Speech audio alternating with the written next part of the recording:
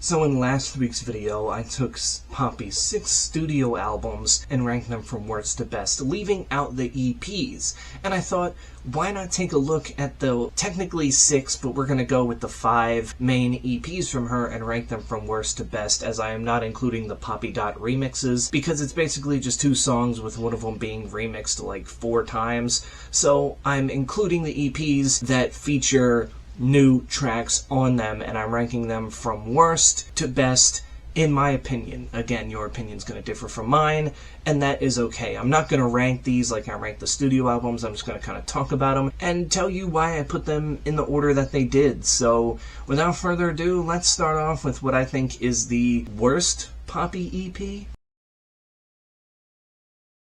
I like presents, yes indeed, but you're the only thing I need. Call it selfish, call it greed. I don't want to sit here and call A Very Poppy Christmas the worst Poppy EP. It's just one of those ones where you have to listen to it at a certain time, or else it's just kind of like, meh, get away from me. Like, if you know me, I don't like hearing Christmas music until after Thanksgiving is over.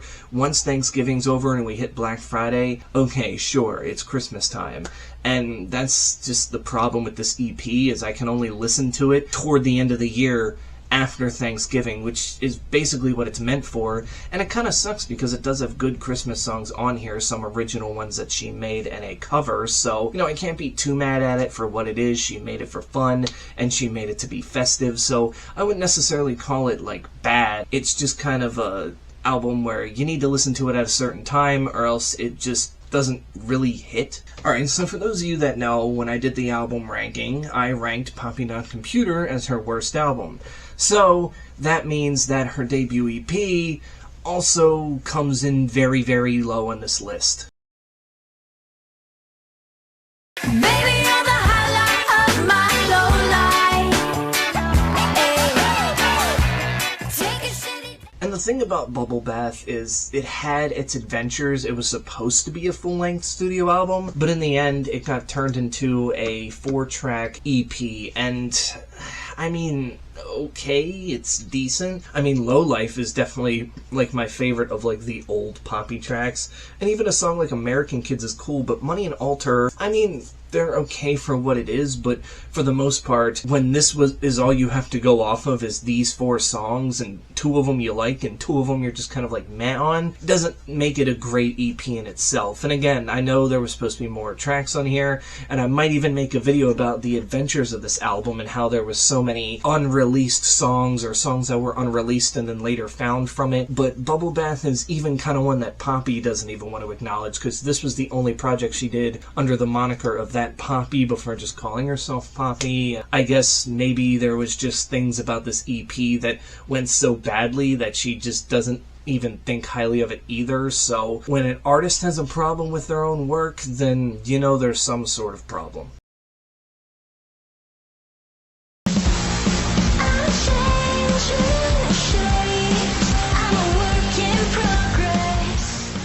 Number 3 is her most recent EP, which is dating back 3 years ago at this point. Usually she releases something every year, and I guess since she's released the studio album in back-to-back years, an EP is pretty much coming soon. And like Bubblebath with the Stagger EP, this is only 4 tracks, but unlike Bubblebath's 4 tracks, Stagger's 4 tracks really, really hit hard. I mean, FYB is just a fun little, you know, punky track that kicks the EP off. There's a song like Pocket and My Favorite Shapes, which, I mean, if you played, I think it was MLB 23, the show, you would understand, because it was one of the songs on the soundtrack there, and I just absolutely love it. And even the title track, which is a little bit more, you know, mellow and softer, it finishes off the EP great, and I feel like this is kind of like a good finish to the Flux era, as a lot of these definitely do feel like Flux leftovers, but they don't feel like demos. They're well done, they're very well completed, and considering too, I think this was Poppy's only release under Republic Records before rejoining Sumerian shortly after. So I think maybe it was because she had joined Republic and they're like, just give us something, and she threw this out there and then went back to Sumerian because maybe she just feels comfortable there. But Stagger in itself is a solid EP with some solid songs. Again, although these songs I don't necessarily go back to as as often as others, they still bring in nice moments and was a nice holdover from one album to another. The demon has seen me, he said I'm not moving. The angel is watching me, knows he can't stop me. I'm guessing they're testing me. Next we have the EP that kind of started the whole alternative metal pop rock kind of thing for Poppy, that being Choke, coming in as my second favorite Poppy EP. And I don't know what it is, there's just something about it. This is 5 tracks, it falls just under 17 minutes, and the opening title track is definitely an electronic adventure along with Voicemail, which is one of the catchiest Poppy songs I think she had, especially during this era. And then we get the more heavier Scary Mask, which features Fever 333, which is another song that I remember hearing after X and going, oh, okay, so it seems like she's going to be leaning into this metal thing even more. And Meat and Holy Mountain kind of finish it off more on the pop side, but they're still very good pop songs. I feel like if she were to continue with the pop route, I was okay with it because it's more of a darker pop sound than the kind of, glittery light bubblegum pop stuff that she was doing early on. It was just a nice EP overall. Again, a nice holdover from one album to another and kind of a teaser for what was to come with I Disagree. And it was just, it was another one that I remember thoroughly enjoying and being able to enjoy from start to finish because it doesn't carry on for a long time and all the songs on here are just really, really good. But in my opinion, her best EP is involved with the WWE.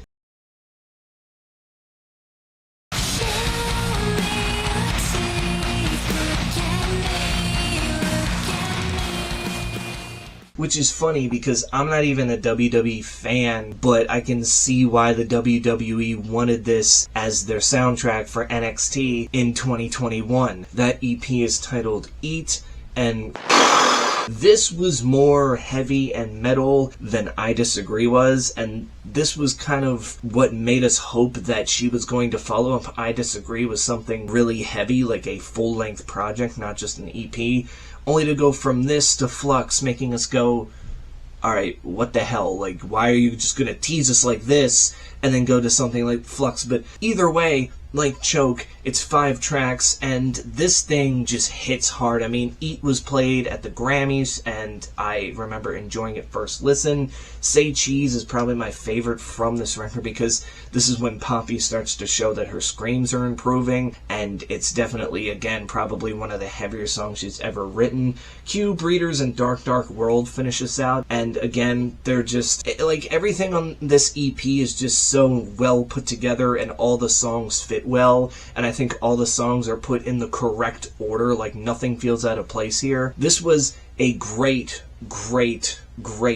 like, not even introduction, but this was her finally going full in with the metal, even if it was for just this short project, and even if it was something for the WWE. It was just an awesome thing to hear her finally go full metal and kind of show us what she can do with that, and kind of, again, it took a few years, but teasing what she would later do in a project, that being Negative Spaces, 3 years after this EP was released. But this is by far my favorite one, because every single thing on here is just great, and I absolutely love it. And I remember when it came out, I was ecstatic. So yeah, that is it. I ranked the 5 main Poppy EPs from worst to best. It's my opinion. I'm neither right nor wrong, so if you're mad, well, I don't know what to tell you, but I'd really like to hear in the comments below, how would you rank these EPs from worst to best? Because some people are more a fan of the pop-leaning side of Poppy, and some are fans of the most recent activity that she's been doing, the rock and heavy metal, and some are fans of both eras and will cherish them, and, you know, maybe have mixed feelings about each era's releases that come out when they do. But